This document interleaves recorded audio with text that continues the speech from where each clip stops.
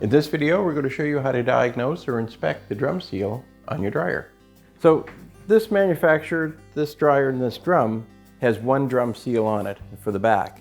Some manufacturers actually use a similar seal on both ends.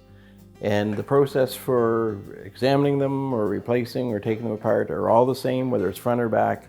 So for this one, to look at our drum seal, we just want to take a look and see how much wear there is, if there's any tears, any cuts, any splits, or if there's places where maybe the glue has come off and it's not holding properly. So a drum seal is pretty critical. What it actually does is not just work as a bearing for the drum to ride on the rollers in the frame, it actually traps the air inside your dryer.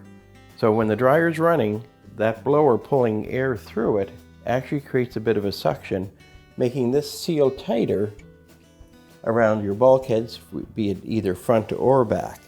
So when this wears and you don't get that good adhesion or suction, you wind up getting a lot of heat starting to escape out of your drum and starting to fill up warm air in and around your cabinet, just making it so that it takes longer and longer for your clothes to dry. So a seal is quite important, and it's worth taking the time to check it out and see if it's worn like this one is. There's some places where it's starting to fray apart. So you'd probably want to change that. It is considered a normal wear part, and they're not that bad to do.